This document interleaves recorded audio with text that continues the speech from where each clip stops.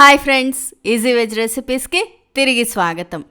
ఈరోజు నేను మీకు చూపించబోయేది 2 రెసిపీస్ ఫ్రెండ్స్. ఒకటి పచ్చి పెసరపప్పు పచ్చడి, రెండోది నానబెట్టిన పెసరపప్పు పచ్చడి. రెండు కూడా నో కుకింగ్ రెసిపీస్. ఫస్ట్ పచ్చి పెసరపప్పు పచ్చడి. ఇది చేసుకోవడం చాలా తేలిక. పెసరపప్పు, అందులో మనకు కావాల్సిన కారం అన్నీ వేసుకొని గ్రైండ్ చేసుకోవడమే. పెసరపప్పు ఎంత కావాలి అనేది నంబర్ ఆఫ్ పీపుల్ తినే వాళ్ళని బట్టి తీసుకోవాలి. నేను ఇక్కడ ఒక 2 టేబుల్ స్పూన్లు తీసుకున్నాను. కారం ఎక్కువగానే పడుతుంది, సో దానికి తగ్గట్టుగా ఒక 8 ఎండుమిరపకాయలు వేసాను. రుచికి సరిపడా ఉప్పు వేసేసుకోవాలి. అలాగే చిన్న నిమ్మకాయ సైజు చింతపండుని కొంచెం నలిపేసుకొని ఇలా ముక్కలుగా చేసుకొని వేసుకోవాలండి. ఇవన్నీ వేసిన తర్వాత ఇంగువ అతి ముఖ్యమైనది. ఇది పచ్చిగా ఉంటుంది కాబట్టి దీనిలో ఇంగువ ఖచ్చితంగా వేసి తీరాలి. ఇంగువని స్కిప్ చేయొద్దండి. 1 టీ స్పూన్ దగ్గరగా ఇంగువ వేసుకోవాలి. ఇంకొంచెం ఎక్కువ వేసినా పర్వాలేదు.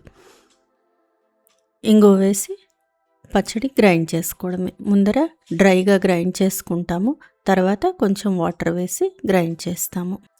వాటరు కొద్దిగా వేసుకుంటూ గ్రైండ్ చేసుకోవాలి. ఇది తక్కువ పోర్షన్ కాబట్టి నేను ఒకేసారి వేసేసాను. ఇంతే, చూడండి ఇలా పచ్చడి రెడీ అయిపోతుంది. పచ్చి పెసరపప్పు పచ్చడి సర్వింగ్ బౌల్లోకి తీసుకొని సర్వ్ చేసుకోవడమే. అన్నంతో తింటే చాలా బాగుంటుంది. ఈ పచ్చడికి మా అత్తగారు నాకు తాలింపు వేయాలని చెప్పలేదండి. మేము ఎప్పుడు చేసినా ఇలాగే చేస్తాము. తాలింపు వేసుకోవడం అనేది మన చాయిస్, కానీ పచ్చిగానే చేసుకోవాలి. అన్నంలో కొంచెం నూనె కానీ లేదా నెయ్యి కానీ వేసుకొని చక్కగా కలుపుకొని పక్కన చారు కూడా కొద్దిగా వేసుకుంటూ తింటే చాలా టేస్టీగా చాలా బాగుంటుంది ఫ్రెండ్స్. ఎప్పుడైనా సాయంకాలం పూట కూర ఏం చేయాలో తెలియదు అన్నప్పుడు ఈ పచ్చడి చేసుకుంటే సింపుల్గా రెడీ అయిపోతుంది డిన్నర్. మన నెక్స్ట్ రెసిపీ వచ్చేసి నానబెట్టిన పెసరపప్పు పచ్చడి. దీనికి కూడా మనకు కావాల్సింది పెసరపప్పే, కాకపోతే పచ్చి పెసరపప్పు పచ్చడిలో నానబెట్టాము, దీనిలో నానబెట్టుకుంటాము. దీనిలో చింతపండు వేయం, నిమ్మకాయ పిండుకుంటాము.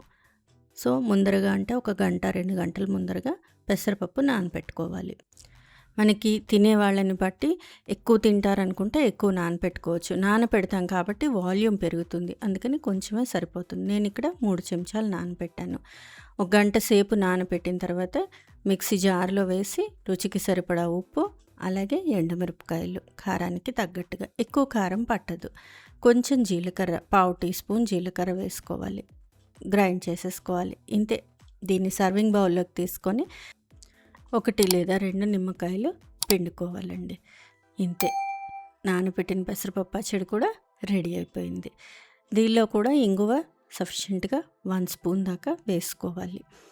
ఇంగువ వేయడం నేను చూపించలేదు, కానీ దీనిలో కూడా ఇంగువ వేసుకోవాలండి. వేడివేడి అన్నంలో ఈ పెసరపప్పు పచ్చడి వేసుకొని అలాగే కొంచెం చారు వేసుకొని తింటే చాలా టేస్టీగా చాలా సింపుల్గా అయిపోతుంది. కూరలు లేనప్పుడు ఇలాంటి పచ్చళ్ళు చాలా ఈజీగా ఉంటాయి, టేస్టీగా కూడా ఉంటాయండి. సడన్గా మనకి ఎవరైనా అన్ఎక్స్పెక్టెడ్గా గెస్ట్లు వస్తే సింపుల్గా ఏదైనా అప్పటికప్పుడు వండుకోవాలి అంటే ఇలాంటివి చేసి పెట్టేస్తే కొత్తగా అనిపిస్తాయి, బాగుంటాయి కూడానండి. ప్రతిసారి భారీ రెసిపీసే చేయక్కర్లేదండి, ఇలాంటివి కూడా బాగుంటాయి. ట్రై చేస్తారు కదా ఫ్రెండ్స్, ఈ రెసిపీ మీకు నచ్చినట్లయితే మీరు ట్రై చేయండి. మీ ఇంట్లో వాళ్ళకి టేస్ట్ చేసి చూపించండి. ఎలా వచ్చిందో నాకు కామెంట్ బాక్స్లో కామెంట్ చేయండి. ఫ్రెండ్స్, ఈ వీడియో మీకు నచ్చినట్లయితే ప్లీజ్ లైక్ చేయండి, షేర్ చేయండి. ఛానల్ సబ్స్క్రైబ్ చేసుకొని వాళ్ళు ఛానల్ సబ్స్క్రైబ్ చేసుకోండి. ఆ బెల్ ఐకాన్ క్లిక్ చేయడం మాత్రం మర్చిపోకండి. మరో మంచి రెసిపీతో మళ్ళీ మీ ముందుంటాను. అంతవరకు సెలవు మరి. బాయ్.